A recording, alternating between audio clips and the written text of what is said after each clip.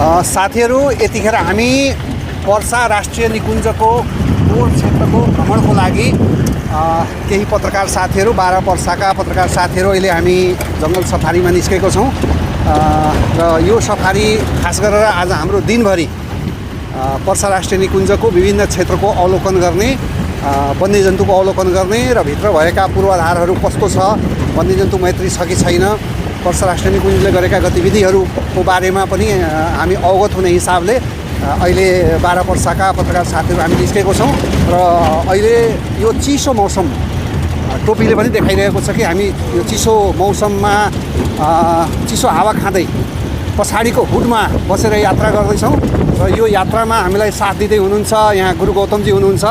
उहाँ पुरै मुखमा मास्क नै लगाउनु भएको छ, चिन्न गाह्रो। त्यस्तै पछाडि हाम्रो रञ्जन भाइ छन् भने उता अझ पछाडि अखिलेश भाइ छन् र यतातिर हाम्रो जितलालजी हुनुहुन्छ र पछाडि हाम्रो निकुञ्जको एउटा साथी पनि हुनुहुन्छ। तपाईँ पनि हेलो भनिदिनु भाइ।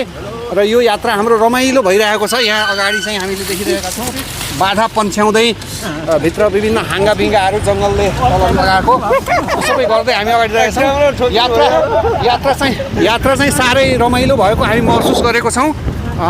अरू साथीहरूले पनि त्यस्तै महसुस गर्नुभएको छ। कस्तो छ साथीहरू आजको यात्रा? कतिको चिसोको अनुभव कस्तो भइरहेको छ त? एकदम यो चिसो मौसममा चिसो सफारी, यो एकदम अद्भुत सफारी छ। यो अद्भुत सफारीको दृश्य जुन व्यक्त गर्न सकिँदैन, जुन कि हामी काममा आफ्नो व्यस्त भएको समयमा यो निस्किएको सफारी, आनन्दमय सफारी छ। यो धेरै मजा आइरहेछ। यो रेडियोमा समाचार पढ्नेहरू यस्तै लामै बोल्छन् होइन, त्यसले गर्दाखेरि यहाँहरूले चाहिँ झर्को नमान्नु होला। खास गरेर हामी तपाईँहरूलाई देखाउँदैछौँ कि पर्सा राष्ट्रिय निकुञ्जको यात्रा चाहिँ कतिको रमाइलो भइरहेछ। चिसो हावा खाँदै पछाडि हामी तातोको अनुभव गरिरहेछौँ, किनभने यो यात्रा आफैमा एउटा रमाइलो छ।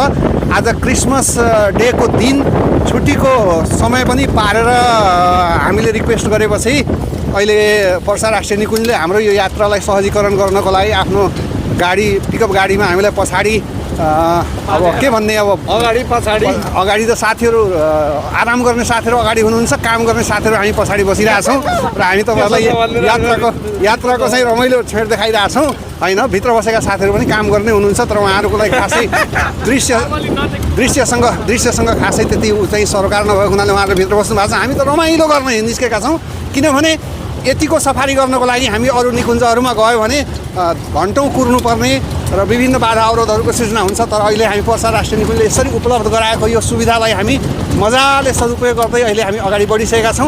यहाँ हामी जनावर पनि अघि देखाएको थियौँ गुरुजी, कस्तो हो?